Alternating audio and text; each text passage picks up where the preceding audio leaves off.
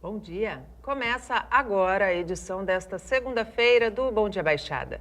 Ficamos juntos até às 9 horas da manhã.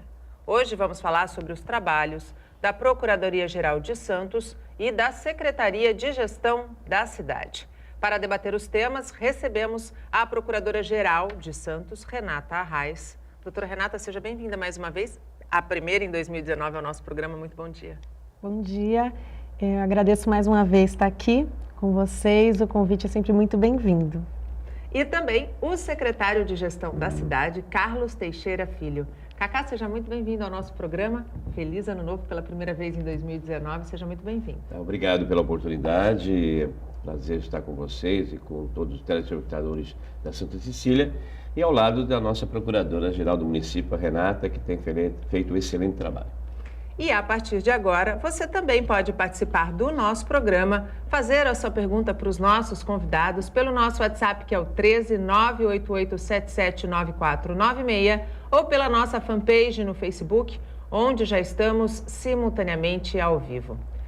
Renata, manchete hoje do principal jornal da cidade, a questão da regularização dos aplicativos de transporte. Santos, dentre todas as cidades da Baixada Santista, é a que está com o processo mais adiantado. E está justamente o projeto na Procuradoria. Em que pé que está?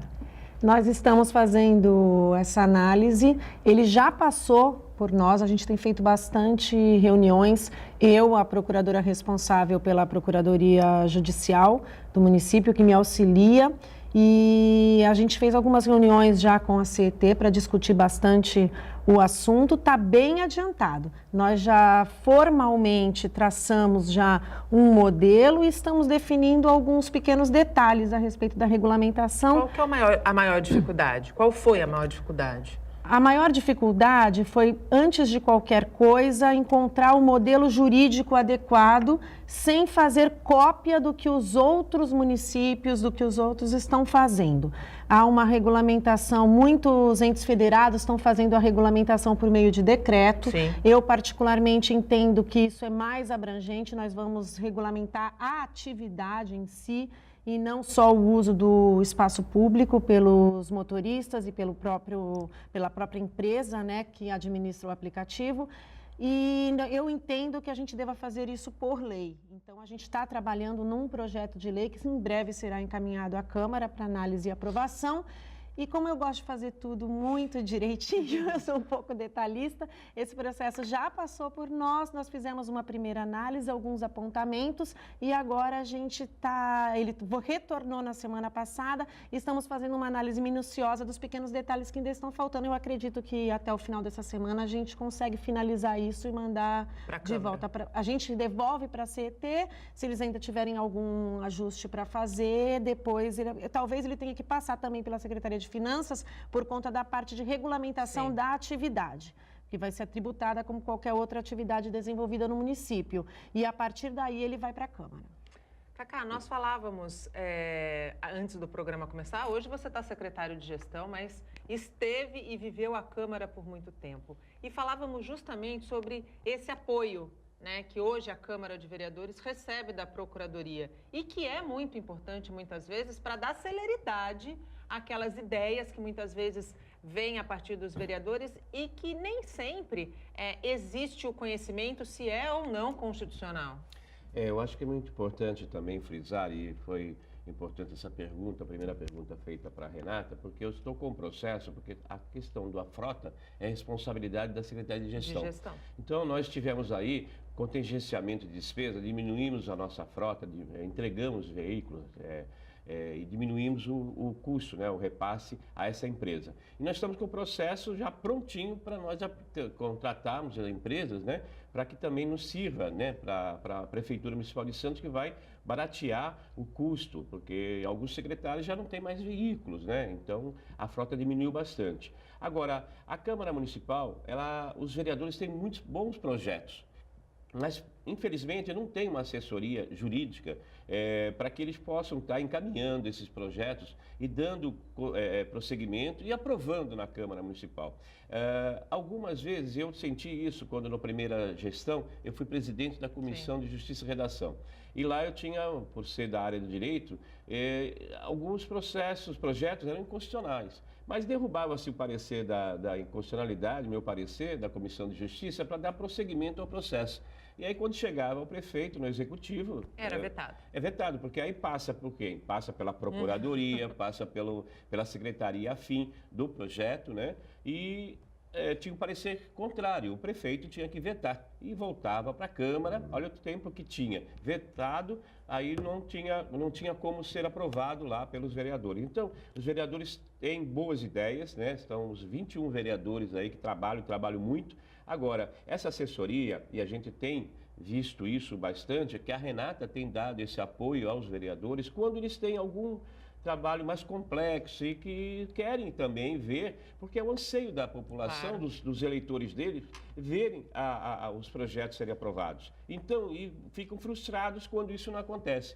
Então, acho que a Renata, né, acho que a primeira procuradora do município que dá essa atenção, até comentei com ela, quando retornar à Câmara Municipal, eu também gostaria de ter essa atenção aí dispensada por ela, né? Mesmo sendo da área jurídica, mas a gente tem que sempre trocar ideias com colegas. Então, acho que é muito importante essa intervenção, essa participação, não é intervenção, é a participação dela para com os vereadores. E esse projeto que, através de lei, né, que vai ser encaminhado à Câmara Municipal e com certeza será aprovado. Nós tivemos aquela discussão do Uber, né? Sim.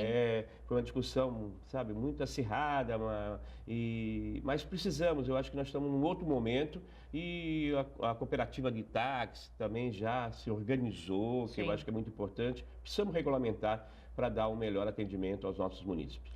Renata, como é que você vem desenvolvendo essa relação com os vereadores? Olha, foi algo que aconteceu um pouco sem planejamento. Talvez seja eu sou uma pessoa, uma característica minha pessoal, eu acho que eu sou de bom trato e fácil trato com as pessoas. Eu tenho descoberto isso ao longo do meu trabalho, principalmente depois que eu assumi a Procuradoria-Geral, que eu saí um pouco de trás da minha mesa e comecei a ter contato realmente com as pessoas que me encaminham as coisas. E eu sempre fui muito, se foi uma coincidência ou não, eu não sei, mas eu sempre fui muito bem recebida, tanto dentro do governo, pelos secretários, aqui está um que eu tenho um apreço, que eu não tenho nem palavras para dizer o carinho que eu tenho pelo secretário Cacá, que a gente tem uma relação muito boa e o senhor pode ter certeza que quando o senhor retornar, o senhor vai ter um tratamento VIP lá na Câmara. Tá gravado, viu, Eu dou minha palavra que o senhor é muito querido. E lá na Câmara eu acabei estreitando uma relação que começou realmente com uma troca de informações e eu acabei ganhando uma certa confiança e uma credibilidade por parte dos vereadores. E, como consequência disso, até uma relação de amizade com alguns foi se formando. E hoje eu acho isso importante porque muitas vezes as ideias que os vereadores têm são muito boas, são muito interessantes para a cidade, só que eles não têm legitimidade para propor. Então, essas ideias, elas vêm para a gente, eu converso com eles, porque não adianta o vereador aprovar o projeto, a Câmara aprovar, a população ficar satisfeita, ficar contente, e depois, quando chega lá, a culpa é minha. Eu tenho que dizer que tem que vetar, porque é inconstitucional, porque tem vício de iniciativa. Então, quando a gente consegue trabalhar em conjunto, é melhor, porque as ideias dos vereadores muitas vezes vêm em forma de requerimento, é interessante para algum secretário, é interessante para o próprio prefeito, que consegue enxergar o valor e a importância daquilo, e muitas vezes a gente consegue que saia do próprio executivo sem esse vício. Evita o retrabalho. Inclusive o impacto financeiro. Sim. Né? Isso é uma das questões importantes. Exatamente. Então, eles não têm o impacto financeiro, saber quanto isso vai impactar dentro das nossas contas. Então, isso é uma dificuldade muito grande que tem que explicar a todos os vereadores. Renata, você acabou de tocar num ponto, e eu já vi você dizer isso em outras entrevistas suas, que a partir do momento em que você começou a deixar o gabinete e conhecer o resultado das tuas decisões na prática, o teu olhar vem mudando muito. O que você tem aprendido com essa experiência? Eu tenho aprendido tenho enxergado que o meu trabalho é mais importante do que eu imaginava. E isso faz com que eu tenha mais amor pelo meu trabalho e mais dedicação para que as coisas realmente aconteçam da melhor forma possível e que não só aconteçam, como depois a gente não tenha problemas em relação à forma como elas aconteceram. Porque às vezes algo é muito bom, é muito produtivo, é muito interessante, só que tem que seguir o formato correto, o formato legal, para que depois a gente não tenha problema. Porque os atuais governantes, eles passam e a gente fica. Exato. E às vezes a gente tem que responder por coisas, chegam ações para a gente responder de coisas de governos anteriores, de 4, 6, às vezes mais tempo ainda. Então o que eu tenho aprendido com tudo isso é realmente ter esse olhar prévio para que as coisas aconteçam da forma mais legal possível, que elas tenham um resultado positivo e que no futuro aqueles que concretizaram não tenham problemas. Sem dúvida. Fora a satisfação de ver que as pessoas que participam de todo esse projeto, esse processo, né, elas se sentem realmente lisonjeadas quando a gente participa. Então, o secretário, às vezes eu vou num evento, alguma coisa da Secretaria de Gestão, eu costumo ir bastante. E a gente vê o carinho e a importância daquilo que a gente fez para aquelas pessoas que estão ali.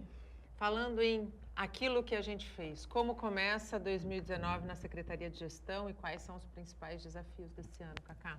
Olha, a Secretaria de Gestão, para ser uma secretaria de meio, e está preocupada com o trabalho feito pelos funcionários. Então, nós recepcionamos funcionários na admissão através de concurso público, né? Temos aí um concurso que está em vigência, que é dos professores, nós estamos aí na segunda fase, vamos abrir, mas devemos lançar o edital para a segunda parte desse concurso, né? Para técnico de informática, médico veterinário, auxiliar veterinário, e médicos, que é muito importante para o município. Você vê que a nossa cidade está ampliando, né? As policlínicas e a UPA, nós temos a parceria com os OS, estamos aí para inaugurar agora uma nova UPA da Zona Oeste.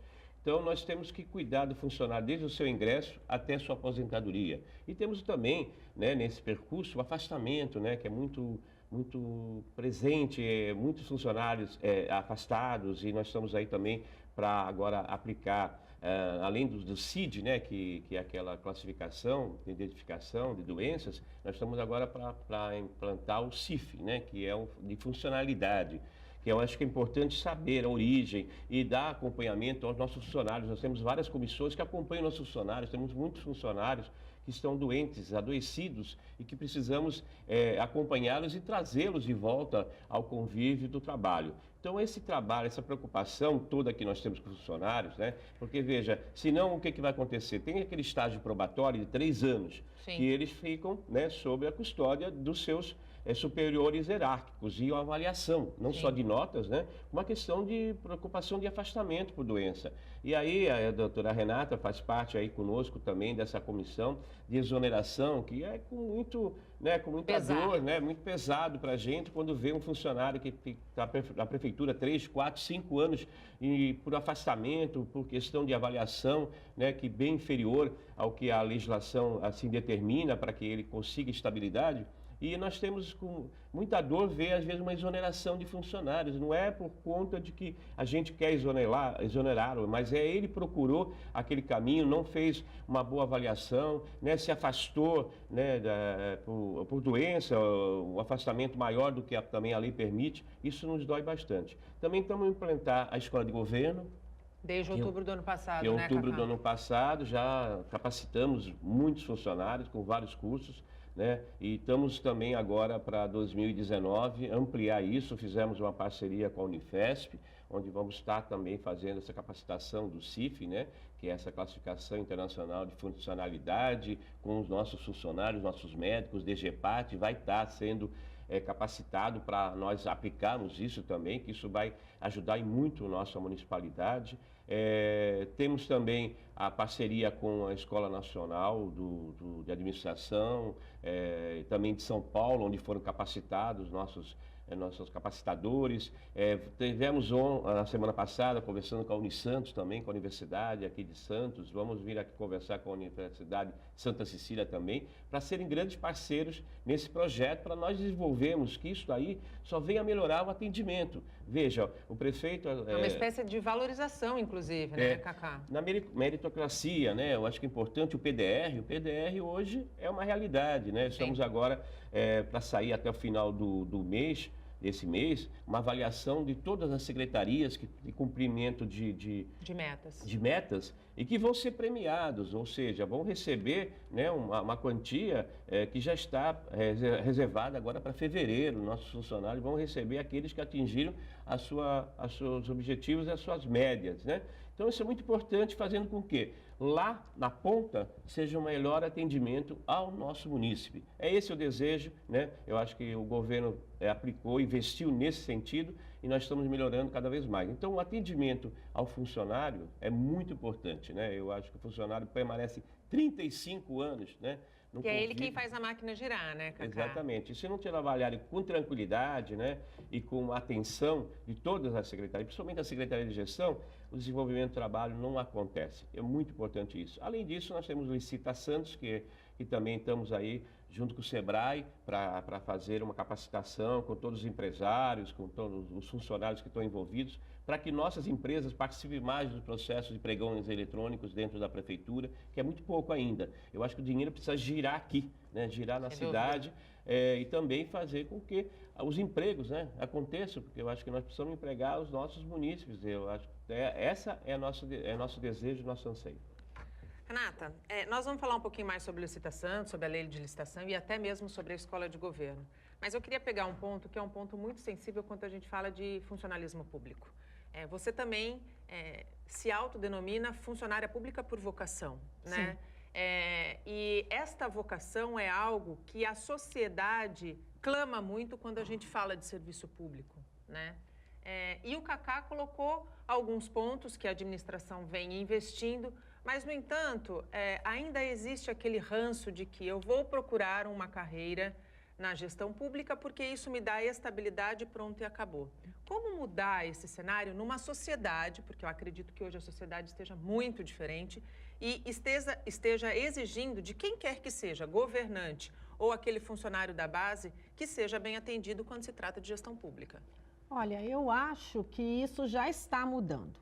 Eu sempre fui funcionária pública, todos os cargos que eu ocupei na minha vida foram de concurso público, eu sempre me dediquei a estudar e prestar concurso público. E realmente acho que tenho uma vocação, sou apaixonada pela administração pública e que eu enxergo é que o raciocínio está mudando. Pelo menos na Prefeitura de Santos, eu consigo ver muito isso. A gente tem lá um grupo muito bom de servidores públicos e um exemplo disso é todo esse complexo das obras da entrada da cidade, onde o prefeito Paulo Alexandre investiu muito no trabalho dos servidores. A gente tem muito servidor público de carreira, engenheiros, arquitetos envolvidos no projeto da entrada da cidade, esse novo projeto da Ponta da Praia. Nós temos servidores dos quadros da prefeitura engajados e com capacidade técnica para trabalhar à frente disso. Eu também, lá na Procuradoria, todos os procuradores são concursados.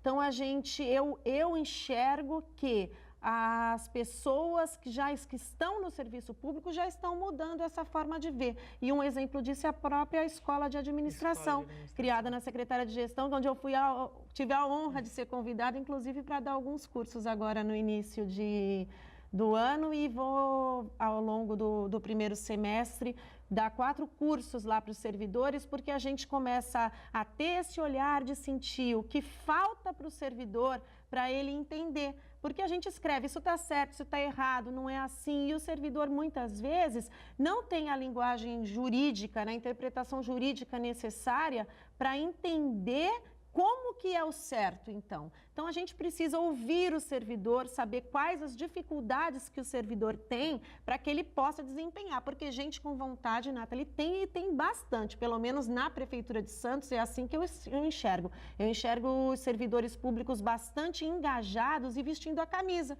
mesmo sem ter partido político, mesmo sem ter cargo em comissão, as pessoas estão engajadas e estão comprometidas com os projetos desse governo.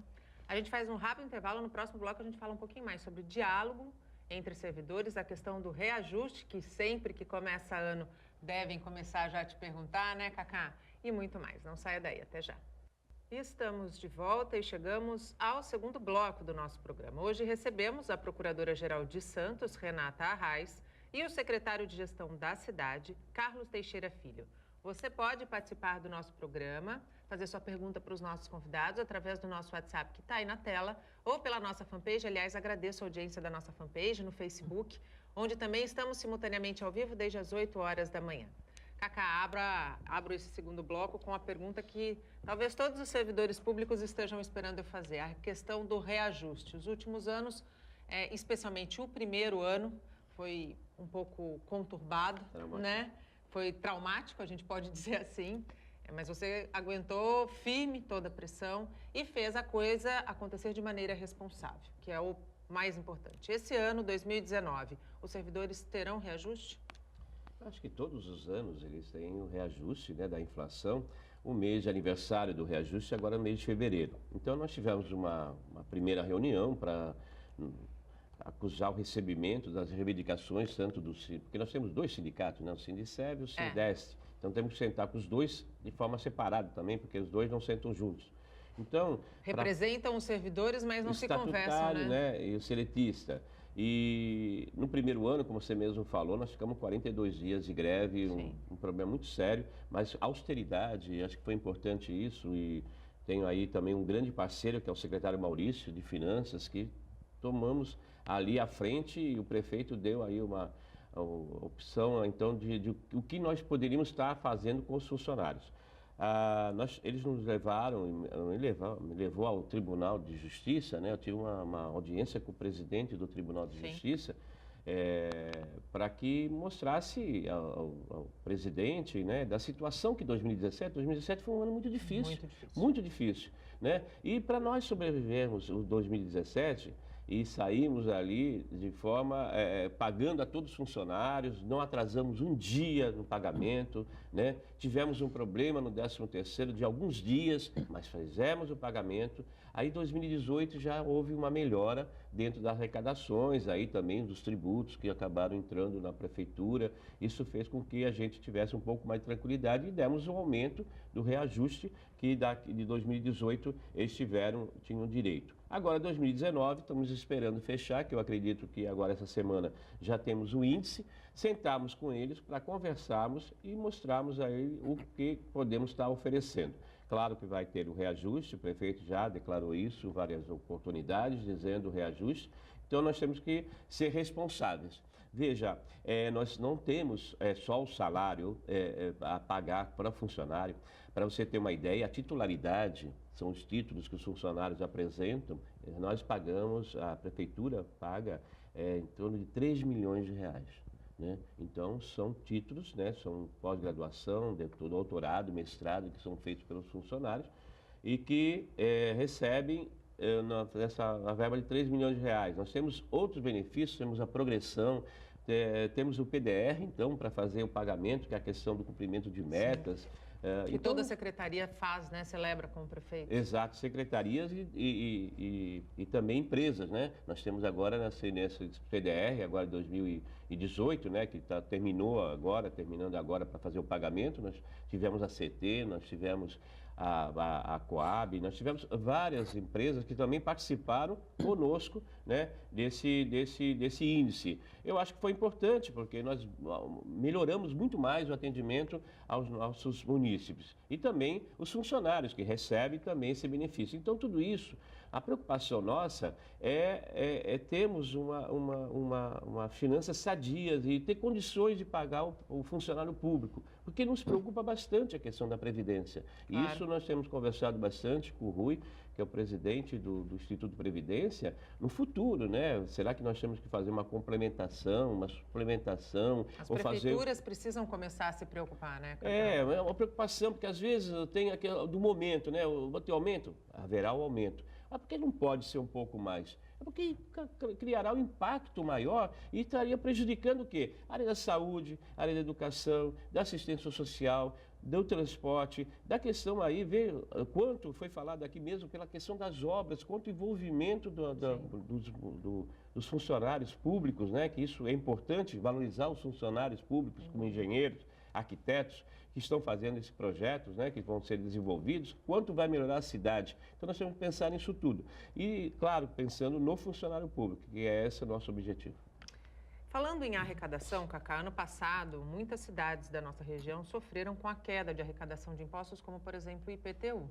E Santos não foi diferente, né? Santos sofreu um impacto grande de arrecadação e a gente sabe da importância que tem esse recurso dentro dos cofres públicos. A expectativa para 2019 é um pouco mais positiva? Eu acredito que sim. Agora, o IPTU, podemos ressaltar que o munícipe, ele honra seu compromisso. O IPTU, acho que da cidade de Santos, aí da Baixada Santista, da região metropolitana, é o que mais honra o IPTU. Agora, nós temos outros impactos, né? Temos do ISS, nós temos do INS, de outros tributos, né? que recebemos. O IPVA, por exemplo, em 2017, teve uma queda de 12% de IPVA. Então, isso que faz com que a receita dê uma diminuída, né? Então, e também há grandes parcerias. Mas eu acredito que a questão do IPTU, está feito o lançamento, grandes empreendimentos aqui na cidade também, aumentou a arrecadação. Tivemos aí melhor explicar a Renata sobre a questão do Porto, né? Eu acho que 20 anos, mas agora a diligência, né? Foi mais presente, teve lá no Supremo Tribunal Federal diligenciando para que tivesse a decisão. Ocorreram embargos, né? Algumas empresas não aderiram aos nossos benefícios, né? Que foram aqui apresentados, de refinanciamento. Nós temos algumas pendências, né? Que precisam ser resolvidas.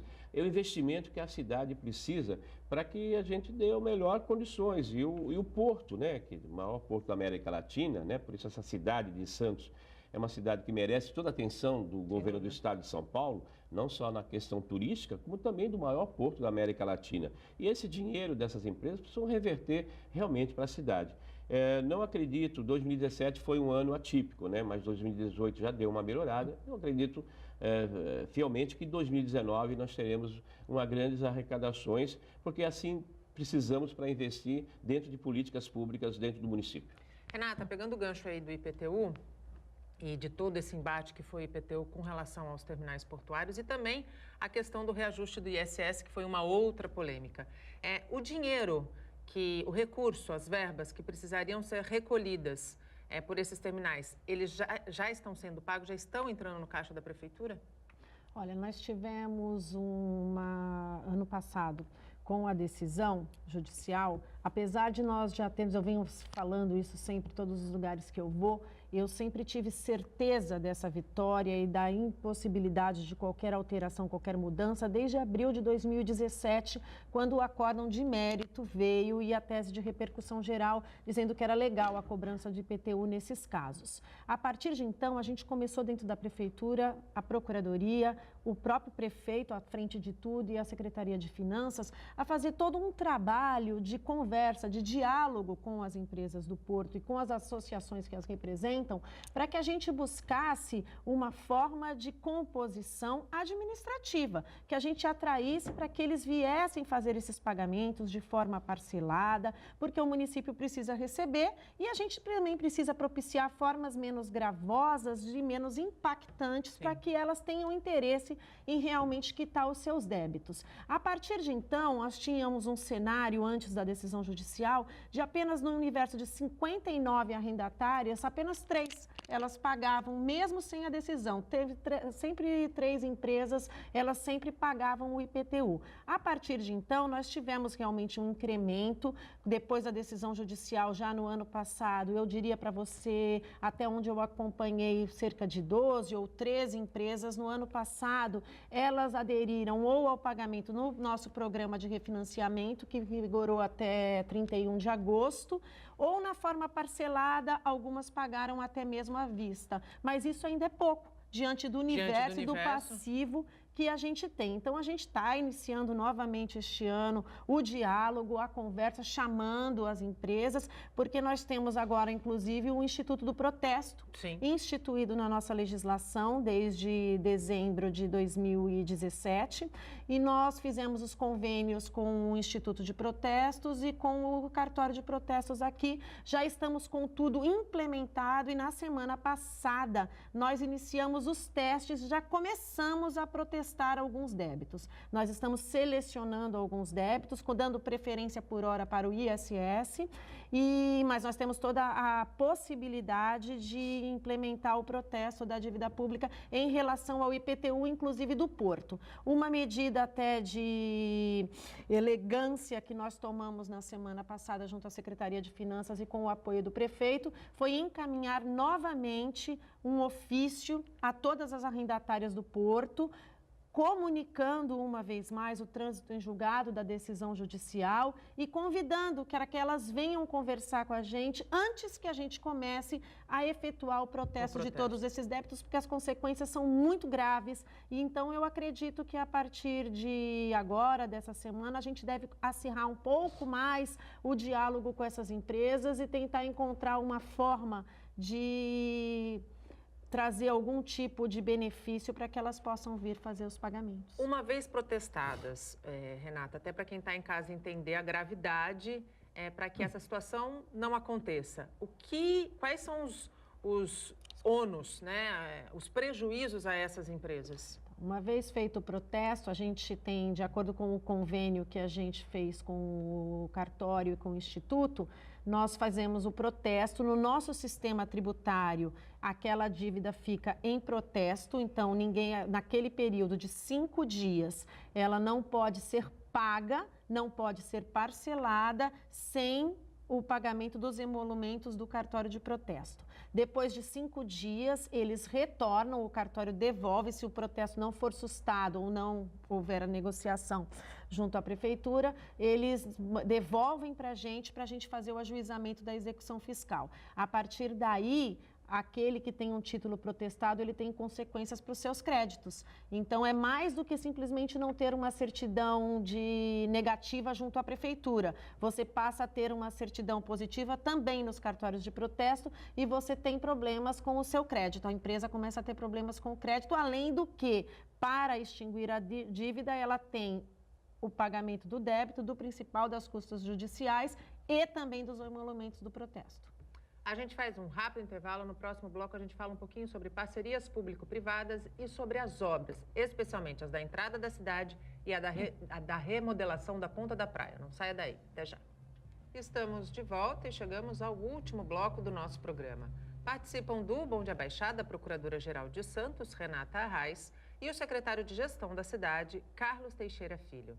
Você pode participar do nosso programa, fazer sua pergunta, suas considerações aos nossos convidados, pelo nosso WhatsApp, que está aí na tela, ou pela nossa fanpage, onde estamos simultaneamente ao vivo desde as 8 horas da manhã. Aliás, eu quero aqui agradecer formalmente a participação dos telespectadores aqui da nossa fanpage, o Fabiano Torres, o Vitor Vitório do Espírito Santo, que diz: bom dia, Natalina Nini e equipe do Bom Dia Baixada, quero parabenizar o Cacá pelo brilhante trabalho que ele vem realizando. Forte abraço a todos. A Maria Cláudia Colombo Barbosa, o Elias Júnior, presidente do campus, todos acompanhando essa bancada que está abrindo a nossa semana, a última semana do mês de janeiro, aliás.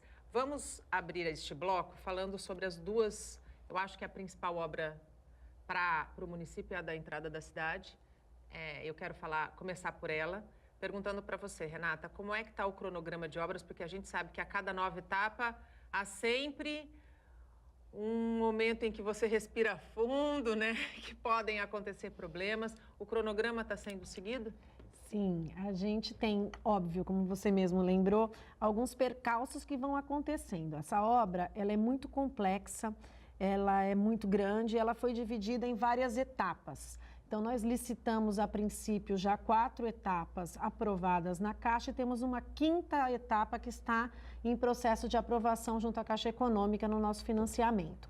A etapa 1, eu diria para você hoje as informações, quando eu tive cuidado de buscá-las para trazer para cá, ela está 98% já concluída. Ela abrange basicamente obras de drenagem e pavimentação e já há todo um processo de complementação junto à Caixa, de aprovação junto à Caixa, de uma complementação dessa etapa 1, para trazer alguns serviços e algumas obras que são resquícios do programa Santos Novos Tempos. A etapa 2, ela está com cerca de 25% mais ou menos já executada. As 2 etapas mais importantes, que são as mais visíveis, né? Sim. São a etapa 3 e a etapa 4. A etapa 3, nós estamos em fase de início de execução, nós já executamos só 4%. Semana passada, quem viu as redes sociais da Prefeitura, do próprio prefeito e de alguns secretários, pode ver que nós já começamos a colocar as estacas para subir o viaduto que vai ligar a Nossa Senhora de Fátima até a Martins Fontes. E a etapa 4... nós concluímos a licitação, assinamos o contrato e vamos começar a executar agora. Houve uma liminar suspendendo a homologação e a adjudicação e a execução contratual, mas ela já foi suspensa pelo tribunal e agora a gente já pode começar a executar. Essa etapa ela é muito importante porque ela vai envolver como objeto principal a construção da ponte de mão dupla que vai ligar a Anchieta lá no São Manuel, por cima do Rio São Jorge, até o bairro do Bom Retiro. Vai dar uma melhorada no fluxo daquela região. Nós tivemos tremenda. agora, durante todas essas etapas, principalmente, salvo engano, a etapa 2, nós tivemos bastante paralisações, em razão tanto dos recursos administrativos que são apresentados na fase preparatória, na fase da licitação, de publicação do edital, como depois da execução contratual. Por quê? Santos, há 40, 50 anos, não realizava obras de tamanha magnitude e de tamanha relevância nessa cidade. Nesse ponto, o governo foi pioneiro e bastante corajoso de enfrentar realmente o problema e querer realizar isso. Isso acabou atraindo muitas empresas de fora. Grandes empresas que quiseram vir para cá, e isso aumentou demais a concorrência. Quando você aumenta a concorrência, você traz empresas de grande porte, algumas até consorciadas, e com os jurídicos muito bem preparados, então elas brigam não só pelo preço, como elas brigam pela vitória mesmo. Então é muita documentação, as nossas equipes técnicas na prefeitura, elas são muito bem preparadas, tanto que os nossos, geralmente, né, eu diria que em todos os casos que nós tivemos demandas judiciais, confirmamos no judiciário, mesmo a base de bastante sofrimento, de bastante luta, nós acabamos confirmando no judiciário as nossas decisões tomadas dentro da administração. Falando em licitação, Cacá, nesse sentido, o aplicativo Licita Fácil, ele tem conseguido atrair mais empresários da nossa região para estar participando das obras? Eu não digo da entrada da cidade, mas de outras obras que são lançadas pela prefeitura e que podem ser atrativas ao empresariado local? Primeiro, eu só gostaria de falar sobre a questão da entrada da cidade. Eu acho que o benefício também que vai trazer para aquela população do São Manuel, da Lemoa, é muito positivo, né? E como mesmo falado aqui pela Renata, é uma obra de arte, né? Que nós não temos há muitos anos. Nós temos o túnel e nós temos Eram duas obras que já tinham virado lenda, né? Exatamente. Então, eu acho que tirar isso do papel e colocar para execução e todas essas dificuldades todas que enfrenta na questão judicial, isso é muito positivo das obras estarem continuando e com certeza nós vamos ter uma nova entrada em Santos. Vai acabar aquele semáforo, né? Aquele transtorno, aquele semáforo na entrada da cidade, você chega na cidade, você tem um semáforo, você já para, né? Você não dá sequência. Então, acho que vai ser muito importante para o fluxo, né, da Nossa Senhora de Fátima, né, saindo, eliminando os semáforos, isso é muito importante. Então, eu acho que a cidade como um todo está de parabéns, todos envolvidos nesse projeto. O Licita Santos, por ser não é essa questão de obras, são obras que são feitas com grandes empresas, né? O Licita Santos atinge mais, né, aqui as nossas empresas que estamos, como falei anteriormente, numa parceria com o Sebrae.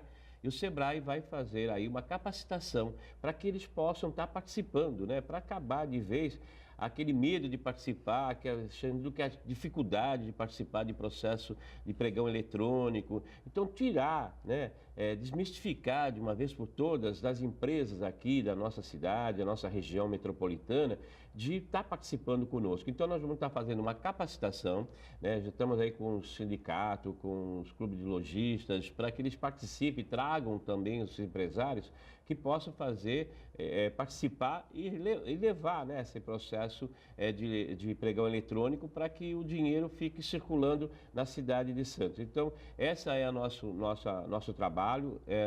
Temos aí algumas dificuldades, às vezes, de interpretação, nós estamos aí para esclarecer. E uma coisa que é bom, né? Hoje você tem na palma da mão, né? Através do aplicativo, você acessa o Licita Fácil, onde você vê todas as licitações que ocorrerá aqui no nosso município, né?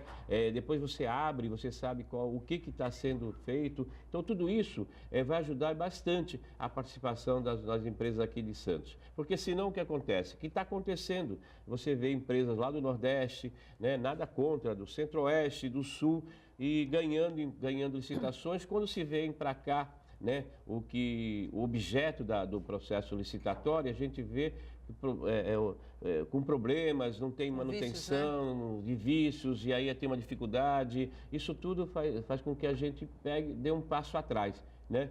Agora, é universal, então não tem como, no território nacional, você tem que pegar a participação de todas as empresas. Mas vamos ver se agora está um pouco acanhado. Evoluiu bastante depois do lançamento do processo do Lei de Licitação Fácil, mas nós queremos avançar muito mais para que alguns processos de licitação sejam realmente que as empresas possam estar executando. Esse é o nosso objetivo e acredito que vamos alcançar.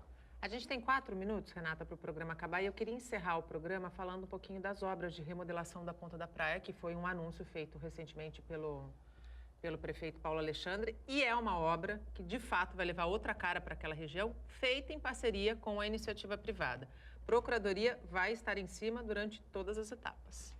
Sim, nós trabalhamos juntos na concepção da Lei de Uso e Ocupação de Solo desde o início. Nós temos um grupo técnico nomeado pelo prefeito por meio de decreto dentro da prefeitura, no qual participam membros representantes de diversas secretarias envolvidas, inclusive da Procuradoria. Então, tudo isso começa com a remodelação da Lei de Uso e Ocupação de Solo, que foi encaminhada para a Câmara e aprovada no ano passado.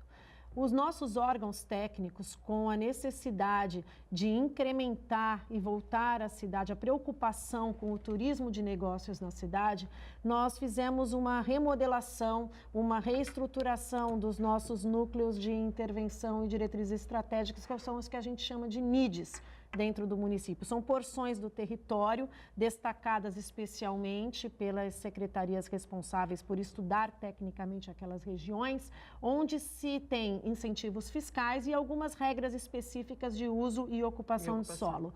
O que tem de novo nessa lei? A gente já tinha na lei anterior, lá de 2011, a previsão da chamada contrapartida onerosa, que é a outorga onerosa. Você tem uma restrição de uso daquela região onde você tem determinada propriedade e você, mediante o pagamento de dinheiro, que é a outorga onerosa, uma fórmula prevista em lei, você consegue fazer a alteração do uso daquele local. O que essa lei trouxe de muito inovador? A gente criou a chamada contrapartida urbanística. A contrapartida urbanística ela é uma outorga onerosa em forma de obras e serviços voltados para a administração. Isso desburocratiza demais, torna menos custosa a realização. Muito mais célere. muito mais céleres, porque a administração tem todos os entraves que a gente conhece para realizar uma licitação da magnitude do projeto ali pensado, e a gente acredita que da forma como foi feito e com a oportunidade para outros também fazerem, porque as NIDs, ela tem outras propriedades inseridas nela, então há a possibilidade de outros empresários, outros proprietários se manifestarem seu interesse na outorga e fazer em termos de compromisso com o município, que venham trazer benefícios para o empreendedor e benefícios muito maiores ainda para a cidade, como é o exemplo do projeto da Ponta da Praia. Infelizmente, o nosso tempo acabou, mas eu tenho que fazer a pergunta, né? Existem boatos, eu não sei se são boatos, aí você desmente se forem boatos. Você tem intenções para o pleito de 2020? Olha, Nathalie, eu também estou um pouco surpresa, né, com tudo isso que a gente tem ouvido falar, mas eu não posso negar que eu também estou lisonjeada, eu estou contente de saber que eu tenho reconhecimento das pessoas sobre o trabalho que eu venho fazendo e fico feliz que eu, juntamente com outros nomes do governo, sou cotada para isso, né? Eu fico contente de saber, mas o que eu posso dizer neste momento é que eu sou uma funcionária de carreira, sou concursada, meu trabalho é totalmente técnico, mas eu tenho uma satisfação pessoal muito grande de acompanhar as coisas que eu faço, os projetos do governo. Eu tenho uma identificação muito grande pessoal com esse governo e, neste momento, o que eu pretendo é continuar contribuindo com o prefeito Paulo Alexandre para que ele consiga concretizar os projetos, o plano de governo e acompanhá-lo até o final de 2020 para que a gente tenha muito sucesso. Ainda muitas águas correrão por debaixo dessa ponte. Cacá, muito obrigada também pela tua participação aqui conosco, viu? Obrigado pela oportunidade e, como a Renata falou, esse compromisso que nós temos com o governo, de comprometimento e responsabilidade, seguirá até o final do seu mandato. Então, eu acho que a resposta da Renata já disse do comprometimento de toda a nossa equipe, o governo do Paulo, né? Então, felicidades e estaremos aqui sempre quando chamado. E assim é que deve ser, né? Uma equipe comprometida do começo até o final. Muito obrigada, Renata. Eu que agradeço uma vez mais a você, Nathalie, a oportunidade de estar à TV Santa Cecília, lógico, por me convidar mais uma vez para estar aqui e por dividir aqui a bancada com o secretário, que eu tenho tanta admiração e carinho. O Bom Dia Baixada fica por aqui. Eu volto amanhã, sempre com informação de qualidade de um jeito único. Durante todo o dia você pode ficar bem informado sobre tudo o que acontece na região e no mundo, acessando o Santa Portal. Até amanhã. Tchau.